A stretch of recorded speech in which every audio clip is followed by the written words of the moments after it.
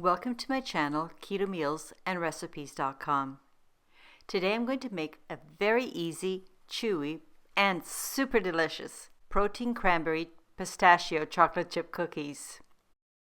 I wanted to share this recipe for these high protein keto cookies because they are a wonderful source of a lot of protein and they make a great breakfast cookie, which you can take a few with you when you're in a hurry and you need an on-the-go breakfast, or you want something that is treaty and filling, and especially if you need it as a snack when you're running low on energy, or just as a special treat once in a while. I also want to mention that these tasty keto cookies are a great source of amino acids due to the multi-protein sources such as the whey protein isolate powder, the collagen powder, the whole eggs, and the other healthy ingredients I'll be discussing later. And if you're wondering about the taste, they have a nice crunchy exterior with a soft interior, and the cookie itself has a perfect hint of sweetness and a nice crunch because of the other ingredients. So that you can decide how many of these protein cranberry pistachio chocolate chip cookies you can enjoy, the macronutrient ratio is 1.7 to 1 with 5.5 grams of total carbs, 2.7 grams of dietary fiber, resulting in 2.8 grams of net carbs and 6.1 grams of protein per cookie. Let's get started. Begin by preheating your oven to 300 degrees Fahrenheit or approximately 150 degrees Celsius. Also, line a baking sheet with parchment paper and lightly grease the surface of the parchment paper. Next, to a large mixing bowl, drop in your room temperature butter and the smooth almond butter, or if you prefer, you could also use the crunchy, but I prefer the smooth. And if you have a nut allergy, you can substitute the almond butter with any seed butter of your choice. Now it's time to add the granulated golden sweetener, an erythritol and monk fruit blend. At this point, drop in the room temperature eggs, pour in your vanilla and your gluten-free baking powder, and lastly, the finely ground salt. You can use a stand mixer, but I'm going to use my hand mixer and beat for 2 minutes until the butter is completely worked into the almond butter and all the other ingredients and has a velvety smooth consistency. Now I'm going to add the dry ingredients. I begin with the unsweetened whey protein isolate, or if you want a dairy-free option, you could use plant-based protein powder. This powder is my dry collagen powder. By the way, your bones and skin will thank you for this ingredient. And beat until these two ingredients are well combined. But do remember to stop and scrape the sides and bottom of the bowl to ensure that everything is well integrated, and then mix a little bit longer. I actually used 3 eggs, so I'm going to add the last one right now. I apologize, I misread my recipe and should have added this egg with the other 2, but better late than never, I guess. And beat well to combine. And this is how you make the base for these high protein cookies. Next, I'm going to drop in the other ingredients.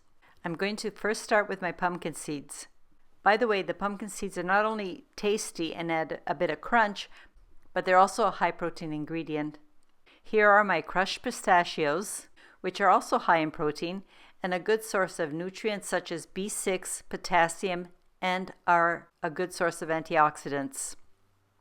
This bowl contains my unsweetened dry coconut flakes, which add flavor, texture, and add to the chewiness of the cookie. Here's an optional ingredient which I actually recommend very highly. I'm going to add unsweetened whole cranberries. And that's because not only do I like the way that they taste, but they're very high in antioxidants and other good nutrients. And lastly, I'm going to add my sugar-free mini chocolate chips, which are also optional, but I highly recommend it because in my opinion, everything is better with chocolate. To combine everything, I'm going to use a spatula and fold by hand. And then just fold, fold, fold until all of these ingredients are well distributed throughout the batter. To scoop out the balls, I'm going to use a 1 tablespoon or 28 gram ice cream scoop. After you scoop them out, roll them into a little ball and place them on the parchment-lined baking sheet, leaving about 2 inches or 5 centimeters between each of the dough balls. When you have filled up your baking sheet with these dough balls, wet your fingertips, then press down gently to compress the dough to a 1 inch or 2.5 centimeter thick disc. Place the tray of cookie dough into the middle position of your preheated oven and bake for 10 to 12 minutes for a soft, moist cookie, or up to 15 minutes for a crispier cookie. In my oven, I bake them for exactly 12 minutes. When the cookies are done, remove the tray from the oven and transfer to a cooling rack so that the cookies can cool to room temperature. And if you want, you can repeat with the second batch of cookies. The best way to store any extra cookies that may be left over is to place them in an airtight container and keep them in your refrigerator. Or you can freeze either the baked cookies or the dough balls until you want to bake another batch.